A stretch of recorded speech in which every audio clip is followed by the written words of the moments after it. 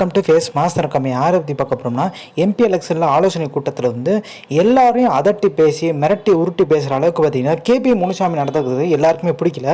எல்லாருமே பார்த்தீங்கன்னா உறுப்பினர்கள் அன்னைக்கு வேட்பாளராக இருந்தவங்க எல்லாருமே வந்து புகார் கொடுத்துட்டாங்க மாவட்ட செயலர்கிட்ட.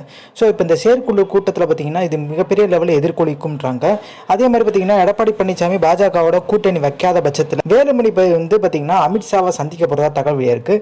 ஸோ என்ன பேச போகிறான்னு பார்த்தீங்கன்னா என்கிட்ட ஒரு 14 எம்எல்ஏ இருக்காங்க, 21 மாவட்ட செயலர் இருக்காங்க.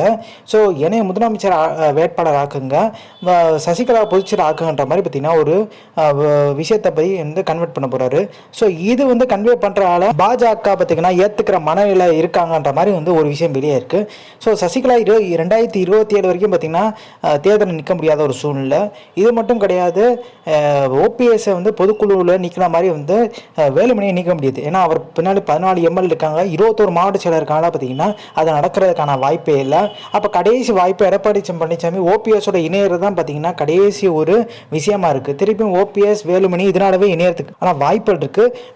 அதே மாதிரி ஓபிஎஸும் எடப்பாடியும் இணையறதுக்கான வாய்ப்பு இருக்கு. இப்போ எல்லாருக்கோட சாய்ஸ் பார்த்தீங்கன்னா ஓபிஎஸ் வந்து எல்லாருமே இணைக்கும்ன்ற ஒரு முடிவுக்கு வந்துருவாங்கன்றாங்க. ஏன்னா சசிகலா பார்த்தீங்கன்னா தென் மாவட்டங்களில் செல்வாக்கு இருக்கான்ற மாதிரி வந்து ஒரு எக்ஸாம் கூட அவங்க வந்து பெரிய லெவலில் அட்டம் இல்லை. அதாவது ப்ராக்டிக்கலாக பார்த்தீங்கன்னா ஒரு தேர்தலாச்சும் ஃபேஸ் பண்ணியிருக்கணும், அவங்களோட பலம் என்னன்றது தெரிஞ்சிருக்கணும், மாநாடு ஏதாவது போட்டிருக்கணும், எதுவுமே அவங்க வந்து இன்வால்வ் ஆனதே இல்லை. ஆனால் ஓபிஎஸ் அப்படி கிடையாது. திருச்சி மாநாடு பார்த்தீங்கன்னா ஒரு கும்பலை போட்டு காமிச்சாரு. ஸோ அப்படி இருக்கும்போது ஓபிஎஸ்க்கு டிமாண்ட் அதிகமாக இருக்குன்றாங்க. ஸோ இதனாலவே பார்த்தீங்கன்னா ஓபிஎஸ்ஸை தங்கள் பக்கம் இழுக்கிறதுக்கான வேலைகளில் பார்த்தீங்கன்னா முழு வீச்சில் நடந்துட்டு இருக்கிற தகவலியாக இருக்குது. ஸோ இந்த இன்ஃபர்மேஷன் பிடிச்சா லைக் ஷேர், தேங்க்ஸ் ஃபார் வாட்சிங் திஸ் வீடியோ.